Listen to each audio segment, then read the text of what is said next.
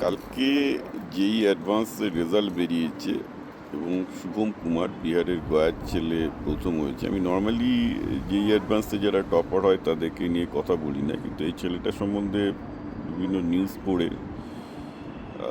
আমি বারবার বলবো যে সবার কতগুলো জিনিস নিয়ে জানা উচিত। প্রথমত প্রথম 10-এর মধ্যে আবার কোনো বাঙালি আসেনি, তাতে আমি অবাক হই না। বাঙালিরা তো বিহারি ইউপিদের গোবলয়ের লোক বলে।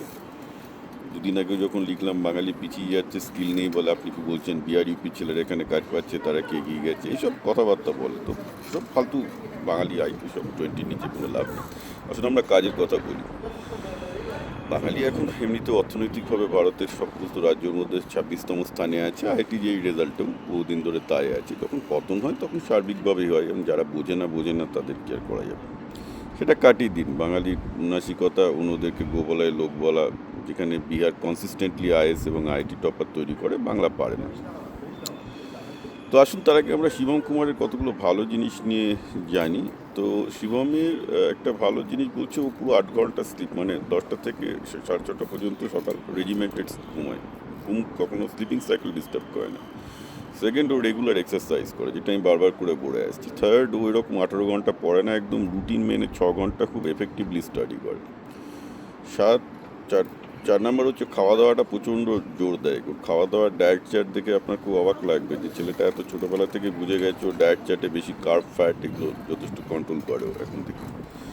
তো একটা দেখে ভালো লাগলো, একটা ছেলে টপার হয়েছে। কারণ আমি আবার বারবার করে আমি যে কথাগুলো বলে আসছি, ছেলেটা সেটাই করছে। রে ভাই, বডিটা তো একটা মেশিন, কে পারফর্ম করবো। আর একটা ভালো কাজ করে, ও কখনো এসি রুমে থাকে না। ও সবসময় গরমের মধ্যে বা নন এসি রুমে পরীক্ষা দেয়। কারণ ও বলছে যে আমি যে পরীক্ষা হলে যাবো, সেই পরীক্ষা হলে যদি এসি না থাকে তখন আমার পারফরমেন্সে ঘাটতি হতে পারে। অর্থাৎ সে রীতিমতো নিজেকে এনভায়রনমেন্টালি কন্ডিশন করে। তাহলে ব্যাপারটা দেখুন যে শিবমের ফিলোসফিতে ও নিজে একটা মেশিন, সেই মেশিনটাকেও ঠিকঠাক খাবার দেয়, ঘুম দেয়, এক্সারসাইজ দেয়, যাতে মেশিনটা ঠিকঠাক ফাংশন করে। তারপরেও একটা ব্যাপার, সেলফ স্টাডি করে, যদিও কোটায় করেছে, কিন্তু বারবার করে বলছে যে সেলফ স্টাডির বিকল্প নেই। এবং ও যেসব জায়গায় অ্যাকচুয়ালি পিছিয়ে পড়েছে, বেসিক্যালি যেসব জায়গায় ও অ্যাকচুয়ালি পিছিয়ে পড়ছে মানে ধরুন ও ধরা যাক যে ম্যাথসের ফিজিক্সের কোনো একটা টপিকসও দেখা যাচ্ছে ও কনফিডেন্স পাচ্ছে না, কারণ ও কনসিস্টেন্টলি সেখানে প্রবলেমগুলোতে ভুল উত্তর দিচ্ছে।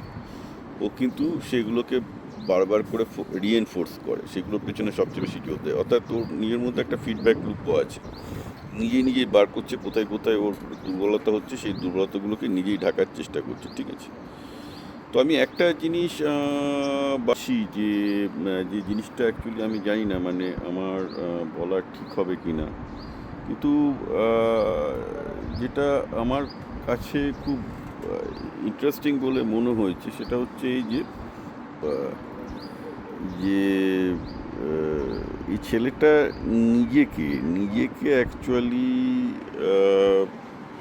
একদম মেশিনের মতো তৈরি করেছে প্রপারলি। এবং যে জিনিসটা বারবার করে বলে আসছি, যে বলছি না যে আপনাকে আইটি যেতে ভালো করতে গেলে এটা একটা 250 কিলোর ক্যাটাগরি, সেই ক্যাটাগরিতে আপনাকে ব্রেনের মাসল ঠিক করতে হবে। আর ব্রেনের মাসল ঠিক করতে গেলে আগে নিজের খাওয়া দাওয়া, ঘুম, ফিজিক্যাল এক্সারসাইজ এগুলো ঠিক করতে হবে। এগুলো ডিসিপ্লিন না থাকলে কেউ উঠতে পারবে না। তো শিবম কুমারের কাছ থেকে অনেক কিছু শেখার আছে। এক তো হচ্ছে এই যে বাঙালি এই বিহারি ইউপির লোকেদের গোবলাই বলাটা বন্ধ করুক।